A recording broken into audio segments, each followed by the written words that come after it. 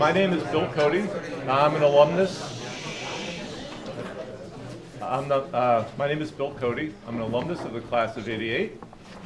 It's great to see so many of you here today. It's my pleasure to introduce this session, Managing Health and Wellness in an Aging Population. And I'm delighted to introduce Bunny Ellerin, the Director of the Health and Pharmaceutical Management Program here at Columbia Business School. Healthcare has become an important part of Columbia Business School's agenda thanks to the leadership of Bunny. As Dean Hubbard referred to her recently, she's our healthcare czar. She joined the business school 18 months ago after spending 2 decades building, managing, and leading healthcare organizations. Her experience is unique in that it spans sectors from the provider side to life sciences to health tech. Bunny is a connector and has built 2 large networks of healthcare executives, NYC Health Business Leaders and the Harvard Business School Healthcare Alumni Association. We'll forgive Bunny for getting her MBA there, but she is an alumnus of Columbia College too. She told me that her vision for CBS is to make it the #1 academic program in the world for healthcare leadership and management. Knowing Bunny, I would bet on her succeeding. Please join me in welcoming Bunny.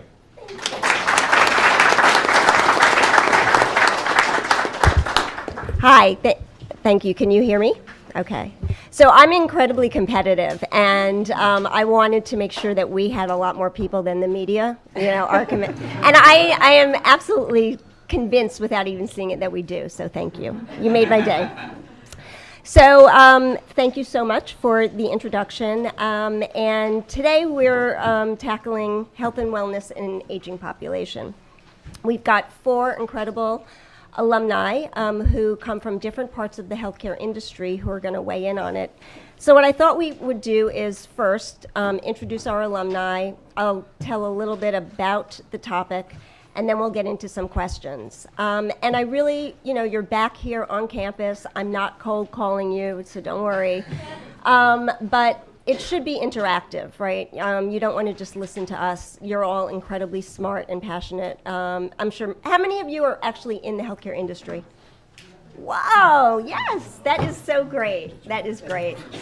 And so you all have ideas too. So with that, I am going to start with Jonathan, just brief introductions, and then we'll go from there. Sure. So Jonathan Goldman, I got an executive MBA from Columbia end of 2012, so I guess class of 2013. Probably can't tell from the accent, but I'm British originally. Cardiologist by training, was at UCSF for some years before joining the biotech industry as chief medical officer. That led me to the clinical research industry at ICON on the clinical side before being appointed to the CEO role at Aptuit, a drug discovery and development CRO, also that did manufacturing for clinical trials. Then we sold the company to Evotech in a publicly announced transaction for $300 million last August. So I'm now at Welsh Carson, New York-based private equity firm. Thank you, Bunny, for inviting me to participate. Oh, thank you for coming. Great. I'm Peter Steelman. I'm at 93 MBA, which is hard to believe 25 years has gone by this fast. I'm a partner at Deerfield Management, which is a healthcare investor here in New York. I started my career after business school, spent about 14 years in corporate investment banking covering healthcare, and then co-founded and ran a specialty pharmaceutical company for about 12 years that was acquired 2 years ago, and have been a partner at Deerfield for 5. I focus mostly on private transactions, everything from startup through financing for portfolio acquisitions in therapeutics. All right, I'm Amanda Parsons. I did my MD MBA here as one of the early dual degree students, and left here to go to McKinsey, then did my training in internal medicine. I worked under the Bloomberg administration for 7 years at the New York City Department of Health, overseeing a wide variety of things like electronic health records and healthcare at Rikers and health planning and others. And then I left there to go to Montefiore Health System, where I am now. I'm the Vice President of Community and Population Health, and my work largely focuses on preventing disease, improving clinical workflows, and thinking about how we transition, how we continue our long transition to value-based payment. I'm Tom DeRosa. I'm Columbia Business School class of 1988, and I'm the CEO of a company called Welltower. We are a $40 billion enterprise traded on the New York Stock Exchange. And every day of the week, 365 days a year, we take care of about 250,000 frail to demented elderly. And what we do for them is they live with us, and we provide something that, as we age, becomes harder and harder to maintain in our lives, which is wellness. So as we're here today to talk about wellness and aging, I'm happy to share some of my observations based on what we do every day and what we learn about how we're going to manage a population that is rapidly aging. Well, thank you, Tom. You led right into my intro, which is that we're living in a time of dramatic change in all parts of the economy and our lives. But from an aging point of view, over the past century, life expectancy has increased by 50%, largely due to public health investment, education, and science. So today, the average person can expect to live into their 80s and 90s, which is incredibly different than even 50 years ago.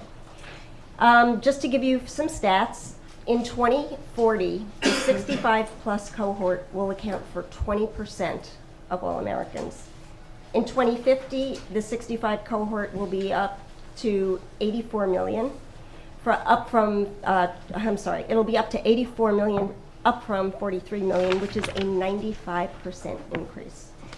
And the 85 plus cohort is expected to double between now and 2040. And so this is not just a U.S. phenomenon. Life expectancy is increasing all over the world. And in 2050, almost half of the world's population will be over 60. So that this topic is obviously relevant to all of us, right? We're all going to be there, God willing, in one day or another. But we're also caregivers and parents and children of those in that cohort. So it's got personal meaning. But everyone in here is an MBA and a business person. So obviously, you know that this represents a tremendous business opportunity. Very compelling. Merrill Lynch projects annual consumer spending among the 60-plus group will reach $15 trillion globally by 2020. And the McKinsey Global Institute said that the 60-plus population is on track to generate half of all urban consumption between now and 2030. So what we're going to do today is explore with our panelists who, as you have heard, have incredibly rich backgrounds, but also different backgrounds, and they've seen different parts of the ecosystem. We're going to explore with them how the business community is addressing those challenges and what is coming up. And so I'd like to start with where Tom left off, which is on this concept of wellness. Our health system in the United States is really built on the concept of sickness, and most of the institutions around that are designed for the sick. So as people are now living well into their 80s and 90s, they want to live rich, real lives. They want to be active. They want to do things. They don't want to sit around. They want to work. They want to go travel. And so how do we actually make that happen as a society? Because we are not there yet. So I wanted to ask the panel sort of to start with and I'll start with you, Tom. What are some of the initiatives that we're taking to redo the model for wellness? Well, it's very early days, and maybe we should define wellness, or at least how I define wellness. I define wellness as nutrition and hydration, physical movement, cognitive and social engagement, and when it comes to the 85 plus cohort, safety. I often say we know how to arrange this room so an 18-month-old who enters this room doesn't get hurt. But think about a 92-year-old man who doesn't see quite well, doesn't think quite well, and doesn't move quite well. This room represents a minefield for that man. And what happens is he will fall or will get hurt, and he will wind up in the emergency room at a local hospital. And that can all be avoided. And because our health system cannot afford that. With the aging of the population, we have to be able to keep this rapidly aging population. By the way, starting in 2020, the fastest growing age cohort is the 85 plus of all age cohorts in the Western world. So we have to figure out how to keep this population out of the hospital. We will, as a society, go bankrupt if we continue to stay with what Bunny had mentioned, this idea that healthcare is treating disease and that we treat that disease in an acute care hospital bed. That is the old model. So we believe, because we see it every day in our company, that by keeping people in this wellness model, that they go to the emergency room far fewer times than someone who does not live in that model. And when they do have an acute episode, which they will, they arrive at the hospital clean, hydrated, alert as they can be. And that allows the hospital today to treat them in the amount of days they're being reimbursed to treat them in. So it's early days. Not enough people are talking about this, but we have to grab hold of this. Yeah, chime in. So just Don't to, be, you can just chime in. so just to add to that, I think that there's sort of two categories to think about in wellness. You have the frail elderly, which is a group you're obviously very experienced and look after, and then you have the non-frail elderly. When I was at medical school, a junior doctor, the concept was somebody was a good 80. You know, somebody was good for their age. This was a common concept. But for the as it stands right now, numerically, there's more of this sort of non-frail group than there are of the frail group. And although it's sort of inevitable that you go down that path, keeping the frail group as good as you can is really tough. I mean, you do it all the time. It's an incredibly tough job. But the non-frail group, those group are all pretty well and are coping at home, not consuming a lot of resources until they have an event, some of which you can prevent and some of which you can't. So things like having a fall, which leads to a fracture or an infection that hospitalizes them, or a cardiovascular event or a stroke. Put an apparently well, non-frail elderly person in hospital, they'll lose 10% of their muscle mass literally every week, and after a couple of weeks may be unable to walk. And from that point on, trying to reverse that sort of toxic downward spiral then makes that person pretty much almost permanently dependent on somebody else to care for them. So I think that's actually a point of sort of business intervention. What are the business interventions that can be provided to prevent those people from having events?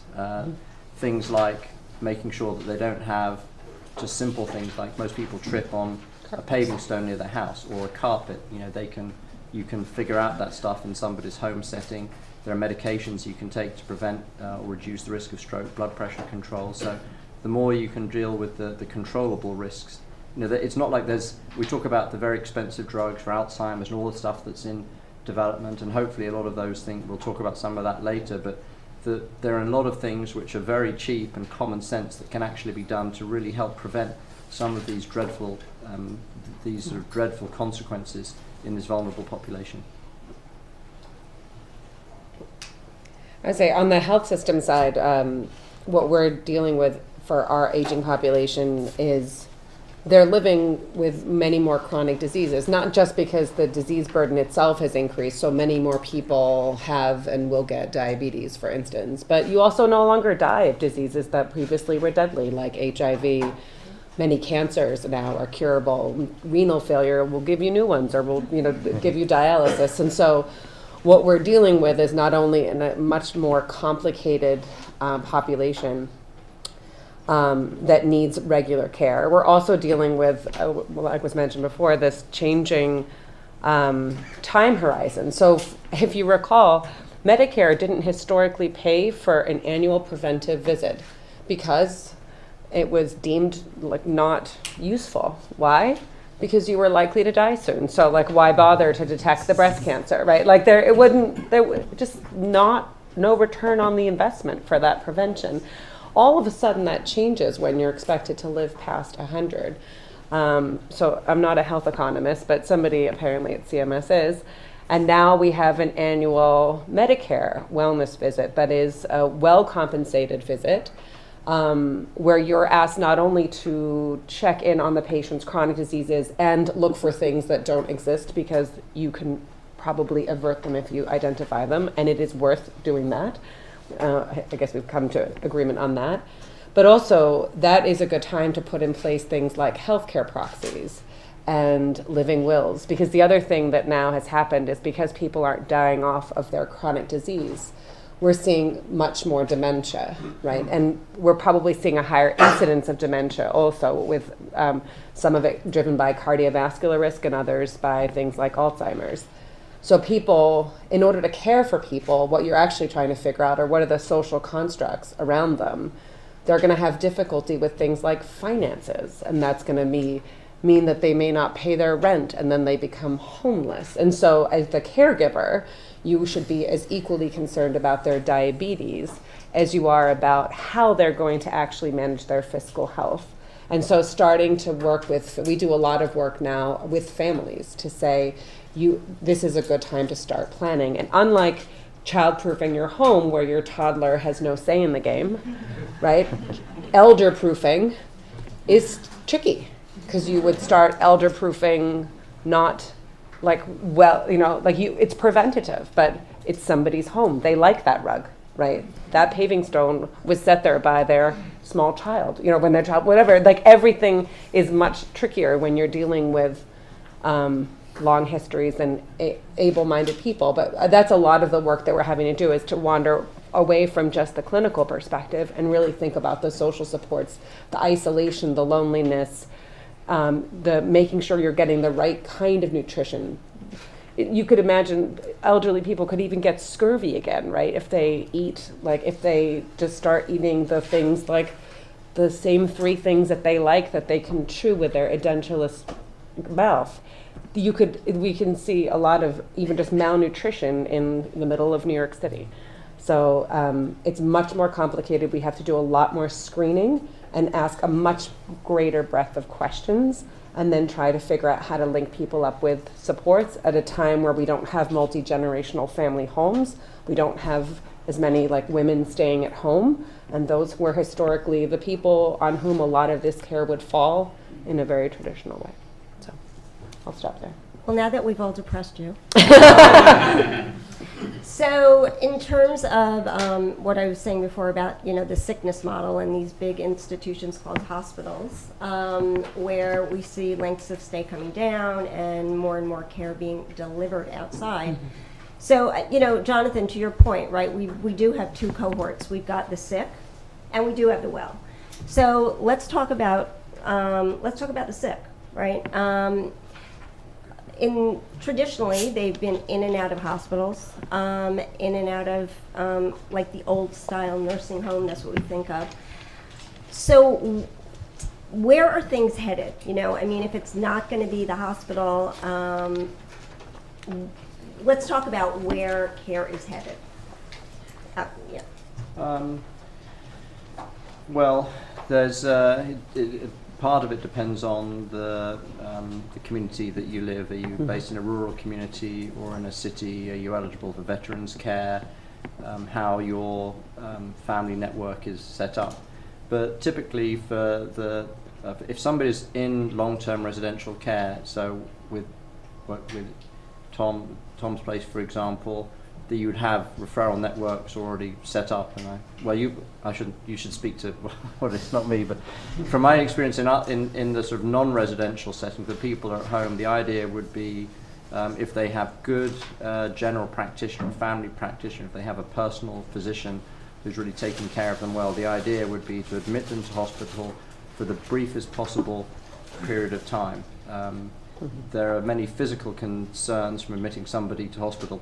Patients often paradoxically become more malnourished in hospital and more dehydrated, but also because they're in an unfamiliar environment. Elderly people don't tolerate that change in location very well, can become extremely confused, and that can lead to further issues with falls, and then somebody gets admitted for a pneumonia, but then end up falling out of bed and have a fractured hip in hospital. So now you have multiple comorbidities which are caused purely by the hospitalization. So the key focus is you have to have as strong a local care network around you as you can, both medical and non-medical.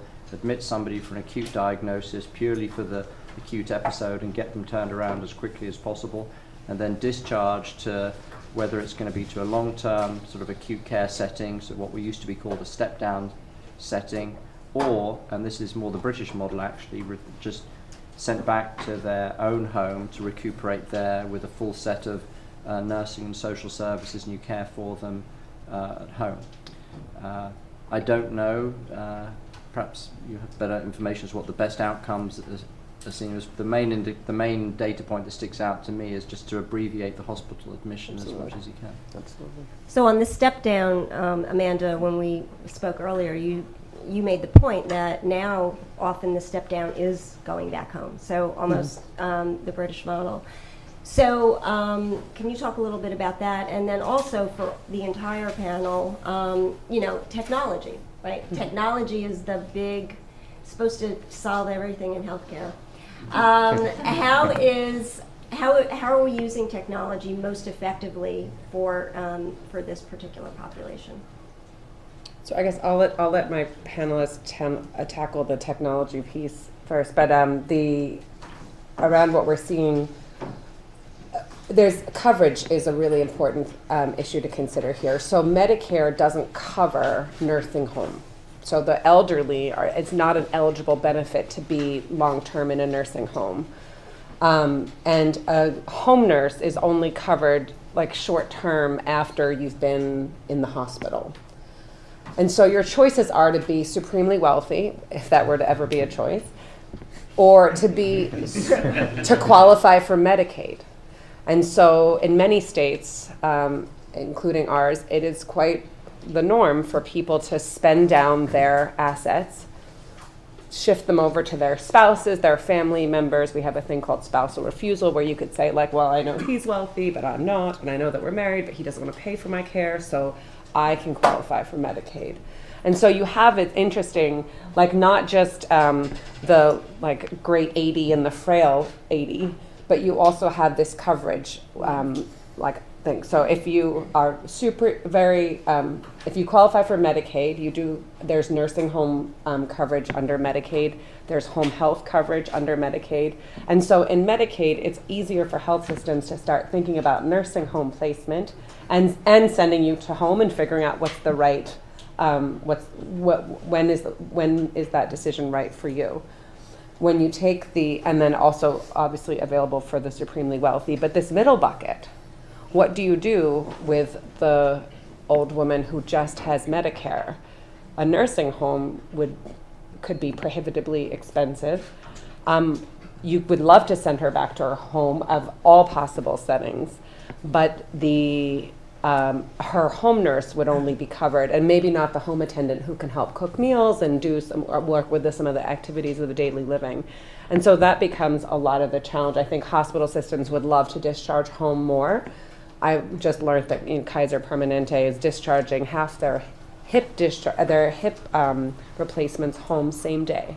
Like, just imagine for a second, like if you have had in your last 10 years somebody who's had a hip replacement, usually at best there's like minimum of 3-day stay, right? And they can do it all at home, not because they decide that day that they're going to send you home, but they do so much work. They send somebody on the front end to say, like, are there carpets, are there stairs, like what is it? Do we need a hospital bed? They plan for it, and they, upon looking at the home, they say, yes, this is a safe discharge home, and then that's the plan of care going into it.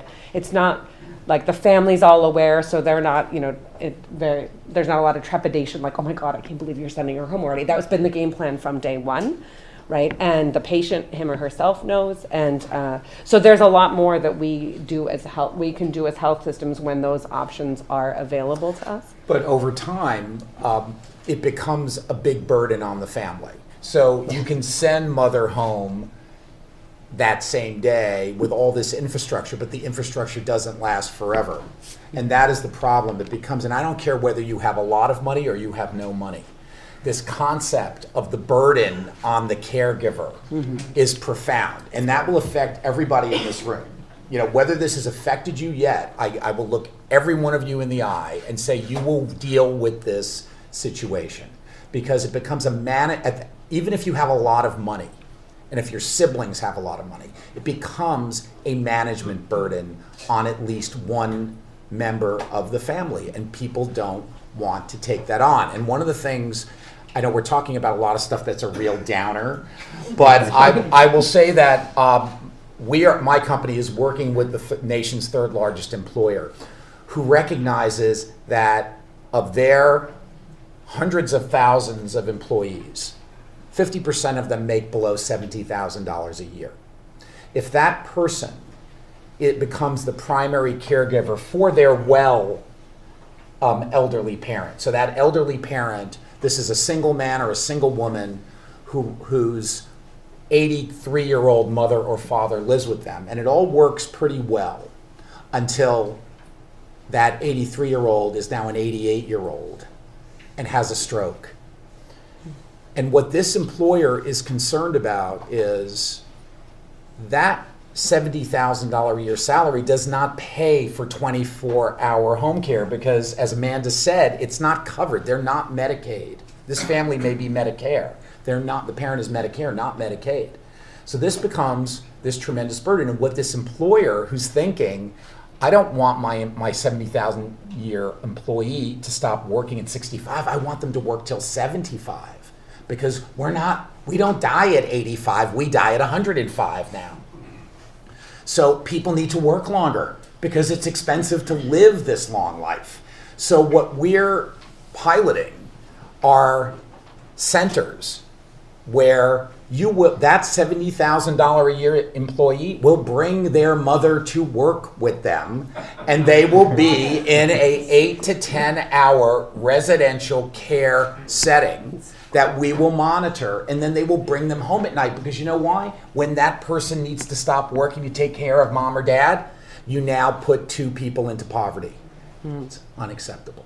So it's very early days, but there are employers, the private sector here, because the government is taking no responsibility for this, right? Unless you're poor, unless you do your Medicaid spend down. And there are lots of wealthy people who are figuring out creative ways to make themselves a burden of these state Medicaid plans. There are a lot of people doing that. And that may be the only answer. But we're at very early days, and I'm encouraged that a major employer would start to be thinking about this. So how do we start to provide for this inevitable cycle that our world is going to go into?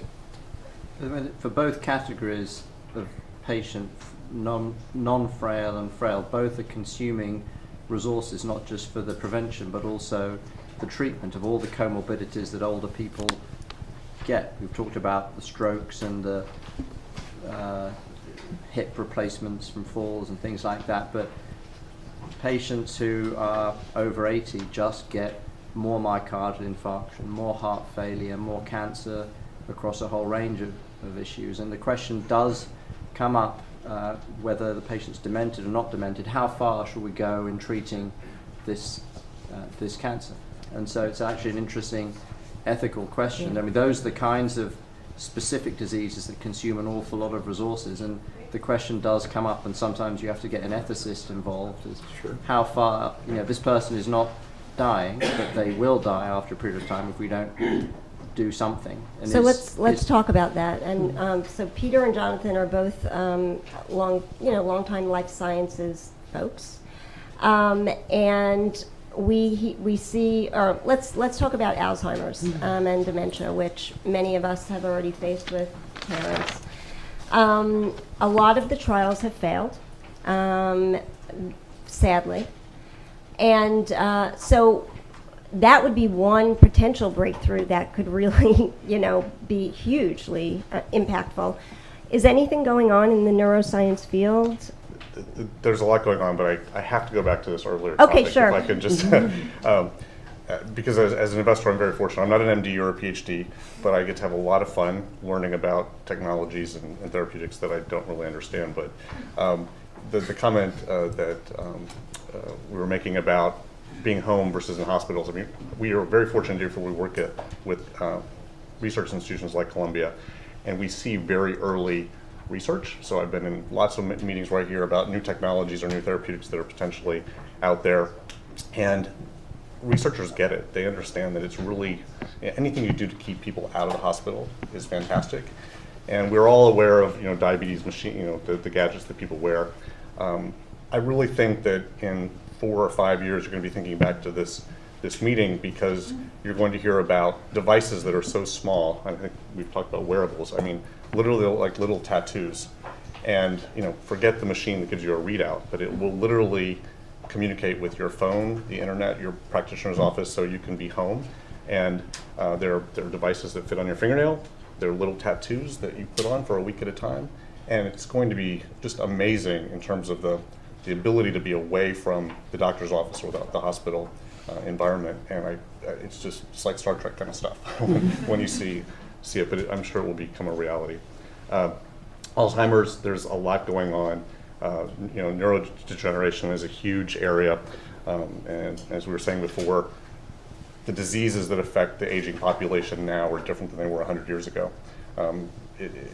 Obviously, kidney disease and diabetes and lots of other heart disease are problems, but really oncology and neurodegeneration is where most of the dollars and where most of the focus is. And as the population ages, I mean, 90% of new cancer is age 50 plus. So as this population doubles over the next 30 years, that's a lot of cancer, and that costs us $150 billion a year in this country. So that's a huge market, which is why there's so many dollars allocated. Alzheimer's, there are about 15 million patients. And I would say that there are, that's like 1 in 10 people above age 65. Did I say 15 million patients? It's 5.7. There's like 5.7 million patients, but 5.5 of them are 65 and over. So that again, that really addresses this segment of the population. There's really no great hope, honey. I mean, there's. All right, I'm going home. Well, I would say, we're used to thinking, where's my pill? When is the pill going to come out, right? That's what we do. Mm-hmm. We've been doing this for diabetes the whole time. And we're looking under the wrong lamppost, right? That's not where the pill is going to be. The pill is actually proper diet and proper exercise. And I think that that's also, we're tuning, we keep looking at this pharma pipeline as if it's going to, solve all the world's problems. And I think it further distances us from the core focus, which I think you started off by saying, a lot of this is health and wellness. And most dementia is actually vascular dementia. So it's caused actually by, let's say, the cardiovascular disease, and a lot of the issues that have plagued people or contribute to those. Alzheimer's itself is not a cardiovascular condition, and that most people understand the inappropriate proteins in Alzheimer's, and that we have not been able to prevent. But in both cohorts, and sorry, it's not called dementia anymore. I think it's called the neurocognitive disorder. So I'm using an older term. It's easier to say. Right. But much of what we need to be focused on as society is around healthy eating, healthy nutrition, physical activity. Lots of interesting studies linking physical activity in your earlier years, your 30s and 40s, to a reduction in dementia and other diseases. And so really thinking more holistically about these problems, I think, is important. And also there's lots of lower tech things, why does the font size have to be 8, right? We give our toddler picture books, right? And we change the environment for them. Why is it so hard for us to think about changing the environment for our elders? It's almost like we keep thinking it's like this peak skill, and like once you're there, you're not allowed to let go of it. But what if it was okay to redesign clocks that say, hi, your name is Amanda Parsons, right? And they're big, and they remind you of who you are and where you are, like we do in hospitals to prevent sundowning in patients, where, you know, that you've seen these boards, right? Like, your name is Amanda Parsons, your nurse is, like, you are here, this is today's date. It's not like that, it's not where the hospital is taking notes, right? Like, that thing is for the patients. And so a lot of this can be low tech. Like, we have tracking for our pets, right? I can't wait to insert a microchip in both my children. And I will ask my mother to wear, or my father to wear a bracelet that allows me to know where their movements are and use this, right? I feel like we have to get out of this like treatment, like scan, diagnosis world and really just think about the other tools that we have. The technology is there, and it just has not found its way necessarily into the world of health and wellness, but it's there. Apple and Johns Hopkins developed for the Apple Watch an app that if you are an epileptic, it can read signals coming from your body, biometric signals that can tell you, the watch will say, we think you might be approaching a seizure. And that same technology could help us indicate someone who is at risk in a period of time for a fall. So the technology is there. Much of the technology is there that will really help manage this whole aging crisis. As a company, we're working with Apple because our residents we're piloting wearing Apple Watches and using some of that technology to monitor our residents, as well as using technology for them to have their physician visits. The cost to take an 88-year-old woman who is cognitively impaired and frail, to get her to the 2 doctor appointments that she has in a week and back. And by the way, that requires a family member to join for that doctor appointment. So if you're working, you need to leave work and go attend that doctor appointment. This can all be changed with technology. We are putting in telemedicine. We're working with New York Hospital to do telemedicine for the elderly so they never have to leave to have these well visits that Amanda was talking about, because we can't afford the costs associated with the old model. We have to be thinking about how do we improve outcomes and reduce costs. This is, I think, Jonathan, you mentioned value-based healthcare. I mean, that's what it's all about, is how do we make ourselves better? How do we have better health outcomes, but not in the old model, in the old costly model? I want to pause here because I see people chomping at the bit to ask questions. So do me a favor, just say your name, what class you're in, and then ask your question. Yes? Richard Mark, class of 73. I have a question about information and information technology in healthcare. We are 20 years plus into HIPAA, and we're operating what I would characterize as information and technology chaos in healthcare. And at the practitioner level, the healthcare provider, deliverer, and the patient, why do you think there has been such resistance, and what do you think those specific resistant points are, and how can we break through? Because I agree with you, the technology is there. We have the ability to manage through information, and you cannot get people interested in even collecting their own information. I think that's a physician question. I think we have 2 sitting to my left. I mean, there's an argument to be made as do we need HIPAA at all? I mean, we're now in a world of big data and data aggregation, and paradoxically, despite its good intentions, HIPAA may be preventing the sharing of the data, which, if aggregated, could potentially solve some really critical problems. Different subgroups that could benefit from certain interventions, and even targeting somebody who statistically is very likely to have an event, and just giving them alerts. You are at very high risk of having a stroke. Have you had your blood pressure checked? All of these things.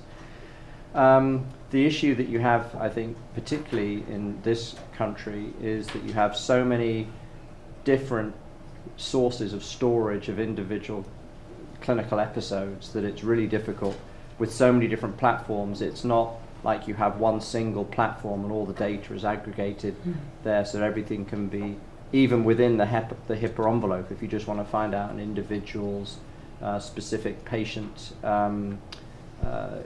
long-term sequential progress, it's impossible.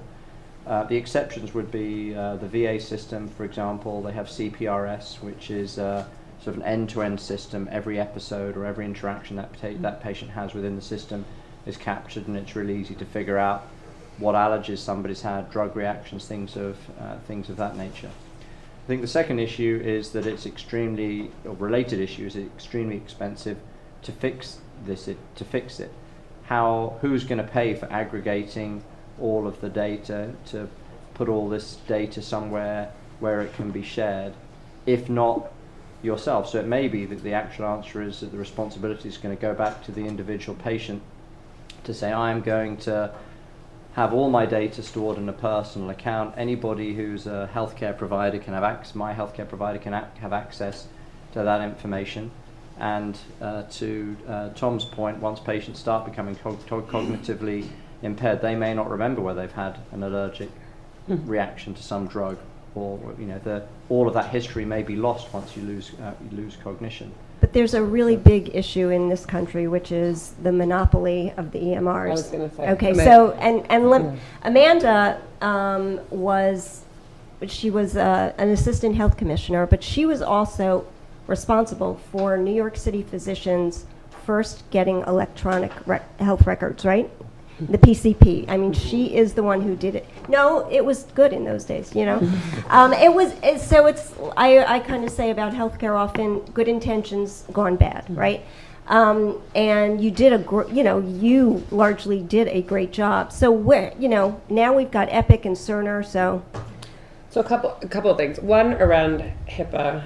It's obviously a really complicated question, but at the end of the day, I think as a society, we believe that people's health information is private and should be private. And you think about what's happening now with our kids, not my kids, but two teenagers, right, who are on Facebook and they're posting not random nonsense. And then they go to their interview and their interviewer is like, I can look at that because it's in the public domain, and I can use that to make an employment decision today. And say, I don't think I like the fact that you were in spring break in Aruba 10 years ago. I didn't like that bikini picture. And just you're like, well, what does that have to do with, So there are a lot of reasons that I think we need to make sure that information doesn't travel to places it shouldn't go. But that they have become far too much of a barrier. Some of it is the way that the HIPAA law was scripted solely around healthcare. So you really cannot exchange data with a food pantry. It's hard to tell a food pantry that the person that you're sending them has diabetes. That's a really relevant piece of information, because some lawyers don't, it's not clear that that's for treatment purposes, right? And you're like, oh. So there is a complicated mess. Around the vendor, I was always taught, when there's a problem, follow the money, right? So what is data? Data is useful. And if you silo it, so if gigantic hospital system A, have all your data, and I don't give it to that hospital when you want to go there, guess what you have to do to get data? You have to keep coming back to me. Because when you go to him, he's going to ask you all those questions again. Well, when you come here, that's really useful. So hospital systems have been reticent to exchange information, using HIPAA in large part as that's, right? That's a problem. And vendors, why would they want to exchange information when they can say, all of this data is here, and if you want to be able to have access to it, you have to look like you have to be another one of me. And then that's the only way to get this data. And then you grow your market through anti-competitive forces. I think about when every time Apple changes the bloody plug, right? You're like, oh, God damn it, why can't we have one universal that lasts for 5 years, right? The mini USB was pretty cool, right? Because all of a sudden you didn't remember that big box of plugs that traveled with you to like 20 different apartments, and you're like, what? Like that is a weird end, right? We got rid of that because we got a universal, but like industry had to do that, and so I think the feds are putting a lot of pressure on the EHRs now to open up and to exchange, and they're putting pressures on health systems to exchange. But what they're putting pressure on them to do is to stop being so bloody monopolistic and anti-competitive, and to do what's in the right interest of the patient, which is to protect the information when it needs to be protected and to share it when it's useful, and to acknowledge once and for all that it is the patient's data first. Amen. Yeah. I don't feel passionate about that at all. Manny Trujillo from 2003, and the last sentence is what I hear at King's in Las Vegas with the director of CMS. She was very, I've never seen a government official that direct to the industry. Everybody in the industry get on the train, share the data. It's the patient's data, it's not the industry data. And it's now, otherwise we would talk. It was very strong words, in an open 1,000 people listening to, but very encouraging. That combined with a blockchain that is coming up to really control data to ease exchange, and with artificial intelligence. Clinical Mayo, the CIO chair in that event, they have over 125 artificial intelligence mini projects. Not a big cancer research imaging, but that are really giving the access to knowledge. So that sharing the consumer, even empower the consumer, combined with big data and analytics and artificial intelligence with some blockchain to enable easy interchange. It's a secure way. I think hopefully soon we'll be seeing that data helping us to make better decisions for the patient and be able to make it more mobile. So Laura Markley, class of 13. We talk a lot about technology being a problem because it's so disaggregated. There's so many little kind of companies solving different problems. Who do you guys think should pick the winner? It seems right now it's investors, because each investment firm picks who gets to the next stage. Should it be the government? Should it be the physicians? Who do you guys sort of see as the ultimate chooser? As an investor, I'm going to say we maybe fund the projects, but I think we really believe it's market driven. So I'm going to say it's practitioners, health systems, And payers. and payers. Yes, of course. I should have said payers first. That kind of leads me to the question I wanted to ask about the Apple Watch and all that. They're pretty expensive to buy, and even the little tattoo and all that. How much would that cost? And who's going to pay for it? Because how long does it take for the government or anybody else to say, well, that's the great idea and we need to actually buy it? So you invest in the product. How do you then get the government to pay for it or anybody else to pay for it? I'm not a payer expert. I think it's for going sure. to come from good data and good research that's done on the efficacy of non-traditional ways to treat the population's health and wellness needs. Right now, we are still with the old model. I was recently on a panel with Bernard Tyson from Kaiser Permanente, and he said the big limiting factor to moving to this value-based healthcare system is we're still doing it in fee-for-service built real estate. The fact is, there's $1 trillion in real estate value of hospitals and other healthcare facilities in this country. I would tell you half of them need to come out of service. And yet we have a system that's still reimbursing for keeping people in that, treating people in that hospital bed. So we're talking about years. Yeah, I mean, it's very early days in reorienting this mindset. I was just reading today on something called Becker's, which some of us read as a report on the hospital industry. And they were saying that there's a health system called Deaconess, which is now doing hips in nursing homes. So what they're doing, they're never going into the hospital. So the hip replacement will be done in a nursing home setting, and then they will stay there for maybe 2 weeks until they're ready to be discharged. Wow. That makes sense. That makes sense. But it's a one-off. So we'll see. It's early days, but there has to be non-traditional. And I think this is where the private sector comes in, is driving non-traditional ways to treat these big issues that will actually save the payers money. Because if we keep people healthy and well, we keep them out of this largely government pay system. As you say, a lot of vested interests or the headwinds actually resist that.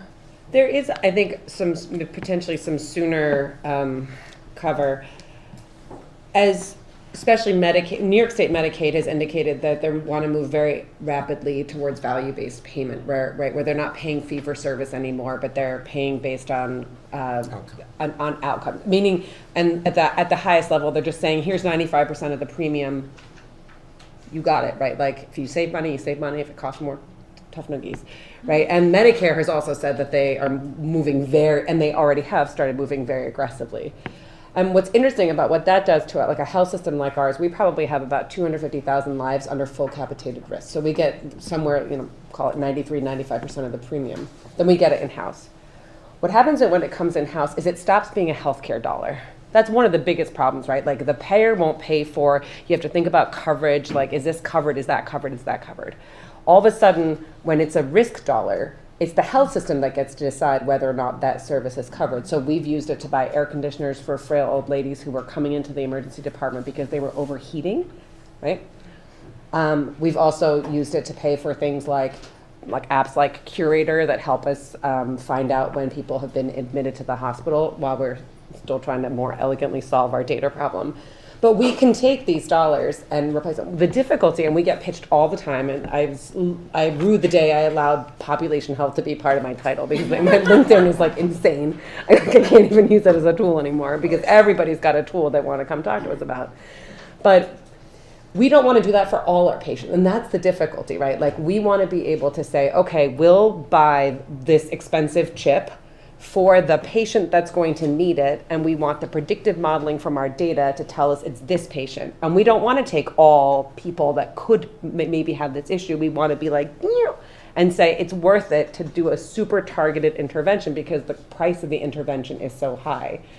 So as opposed to doing what we do now, which is like for many chronic diseases, we just say like, oh, if you're between the ages of this and this and your blood pressure is this, like everybody should get a blood pressure medication. I'll put forward to you that we wouldn't necessarily do that if we knew in whom we would be averting the myocardial infarct or the stroke. We would give it to that person and not everybody else because those also have side effects and other things.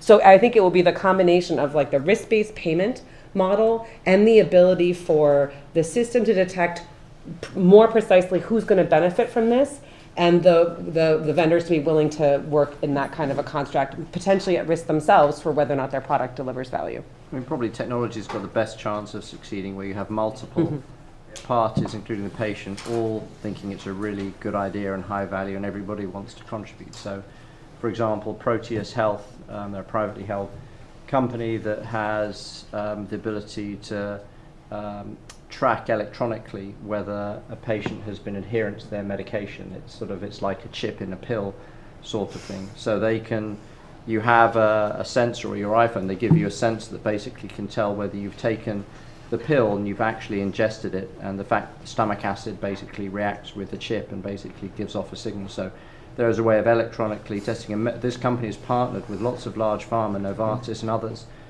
basically to address one of the biggest issues in elderly, which is failure to comply with polypharmacy. Most of these patients will take 10, 12 pills a day at least, but if they don't take them, the payer's still having to pay for the pills that have been prescribed, but nobody gets any benefit because the patient isn't taking them.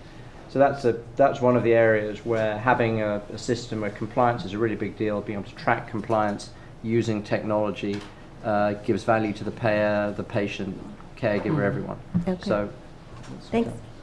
And name, year. My name is Musad Rizuki, class of 2008. So I've been very disappointed with the performance of digital health. The U.S. is a leader when it comes to digital health, but soft up today is off the radar. Practice Fusion flunked out, 100 million, I think, acquisition. To me now, I think the hot topic in healthcare is CRISPR-Cas9 and this precision medicine wave. maybe won't be there in 5 years, but to me that's, I know a lot of companies are trying to keep seniors, stable. But I think really what we should be doing is make them healthy and continue to play around with our genetic code. Not a eugenics type of way, but Good. yes, but to get people healthier. When I look at the U.S. system, I'm from the Middle East, I'm from Kuwait. I see a lot of innovation trying to keep costs down, but it's the Wild West where I'm from, and we're trying to just improve quality. Money's not an issue where I'm from. Maybe that's a blessing in disguise. We are spending a lot on building hospitals. We're spending a lot on sending patients abroad. So to me, it's always about enhancing quality, not necessarily looking at costs. I know it's a big issue here in the U.S., but just my perspective. Thanks. We talked a lot about disease and the frail and elderly and all that, but I also heard about prevention. And especially Amanda, sorry, I should have mentioned the J class of 1988. So what is it that's being done at a large scale, at a country scale, in terms of, or what, are there any programs, or are there any plans, whether it's in the public sector or the private sector, to help people get healthier or to prevent versus cure? Because in the end, I'm sure there's on top of the evident benefits from a person perspective, health person perspective, there is also from a cost perspective, like for the healthcare system. But I'm not hearing anything, I'm hearing many things, but I'm not hearing any policy or integrated approach on that. I'd say Medicare just announced this year that they were going to cover the diabetes prevention program. It was as a result of a CMMI study that they had done. The diabetes prevention program, get ready, is a 16-week class, 1 hour a week, to teach you how to eat, how to read a food label, how to shop, how to deal with hunger cravings, how to exercise, how to track and monitor your food, how to understand your cues. Like, that's not very, none of that was sexy, right? Like, that's just, I don't know, like what, if you grew up in a household where where those were like cultural values related to food, you would have gotten that. And if you didn't, you might not have, or you might have derailed later on in life. College being a good example. Business school pizza being maybe a second one.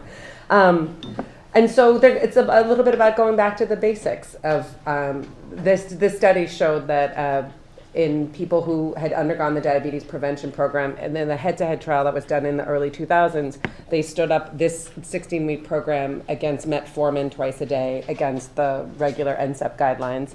And this cohort who had the 16 weeks once a week class reduced their risk of diabetes in the next 3 years by 53%. And what was a really interesting finding was in the elderly, it was north of 60%. I think it was like 68% risk reduction of the developing diabetes in the next 3 years.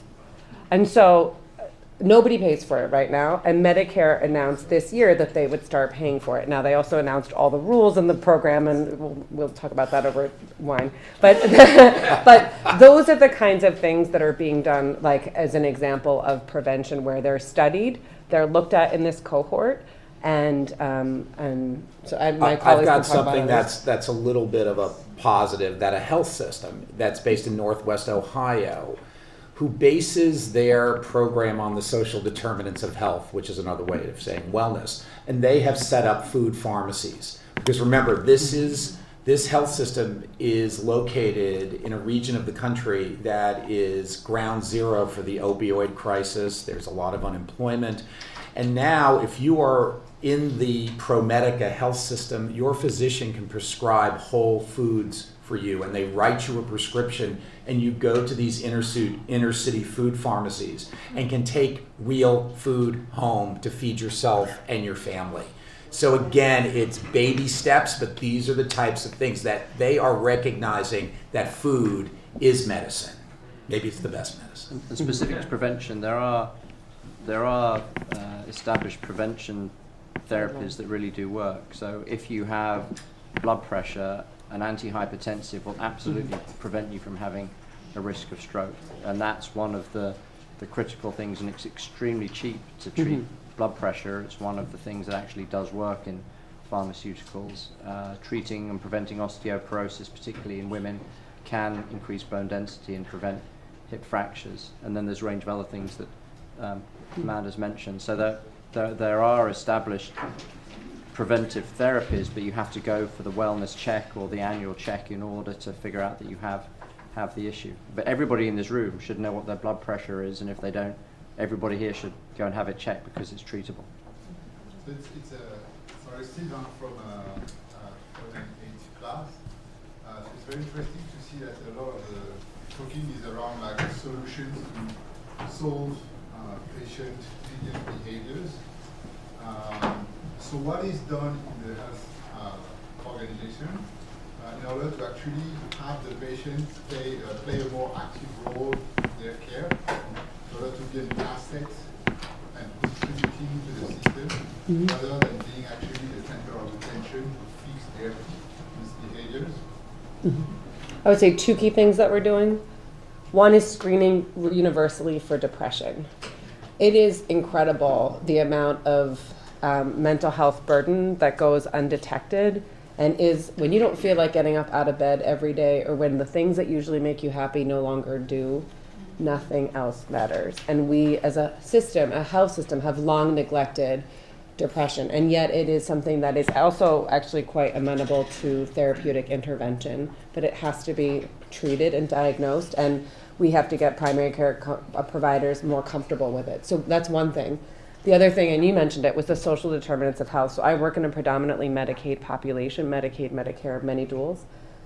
And who in the world, their right mind, would engage in their care when they are living in the nexus of violence, poverty, and they've got so many other stressors? Like, to ask them to think about polypharmacy or going to get their mammogram, it really is an impossibility. And people look at that and like, oh, think back to when your life was going to hell in a handbasket real quick, right? Like whatever it was, like a work deadline compounded by your kid broke their ankle, compounded by a call from your mother or across, and all of those things happened in one day, and you literally lost ability to function on your you didn't exercise that day, you probably ate like crap or missed meals. Imagine that in some way, shape, or form is part of your daily reality. And then you quickly get to understand that some people live in just environments we couldn't possibly begin to understand. And so screening for those things, asking people routinely, is there intimate partner violence in your home? Are you unable to pay your bills? Are you involved in the criminal justice arena and worried about that? Are you unable to read and understand your health materials? As a health system, we've long neglected that, and we're quite quick to blame the patient. The doctors blame the patient blame the family, and the blame the doctor, and it's just it's sort of like when your printer is oh, is it the printer, is it the software? It's it doesn't matter. It's actually none of those things, right? It's these other things that are going on in a large segment of the population. And so we're trying to change not only from screening for the social determinants of health to also looking at healthcare as a way to say, what matters to you, instead of saying what's wrong with you. And trying to elicit from the patient, what are their goals? Maybe they don't want a blood pressure they don't want to quit smoking, right? But how do you, and they don't care that they're going to get a heart attack. That doesn't matter to them, right? And anybody who is a teenager understands the complete irrationality of a human being and the risk of life. But because it doesn't matter to them at that point, but something else does, right? And you just got to figure out, we have to get better at figuring out what does matter to a patient. Maybe it's that they want to make sure that they're there to walk their daughter down the aisle. And if you framed it that way, you wouldn't be missing the boat. You wouldn't be speaking a different language. So I would say those are the 2 things that we're trying to do as health systems, at least at our health system, is before we think about before we put a lot more onus on the patient around engagement, which I still think you could tackle those things, and still there's patients that I'm oh, for the love of God, why don't you care? You have every reason in the world to. There is we do need to figure out patient engagement, but we must also, as health systems, do those 2 other things: screen for depression and screen for the other things that clutter the lives of these patients and make it humanly impossible to do what we're asking them to do. To Amanda's point, I was going to say, many of you might know that Theresa May just formed a ministry of loneliness in the UK to manage a lot of the issues that Amanda was just talking about that plague the elderly population. I mean, people are just, we start to live this solitary, lonely life, and that really takes a toll on one's health and wellness because they don't feel like getting out of bed in the morning. And it's funny, people kind of made a joke of this ministry of loneliness. I say right on. I mean, this is what governments need to be thinking about before this aging of the population becomes a big crisis. Sorry, Bunny. I wanted to address in terms of the patient taking responsibility. I mean, in this room, right, we're not a Medicaid population. We're, smart people who can absolutely take care of our health. And I think, I know that more and more of the healthcare dollar is being borne by the individual, right? The employers are asking their employees to pay more deductible and more copay. The idea there was, well, of some cost sharing is one, but the idea there was you would take some more responsibility if you've got more skin in the game.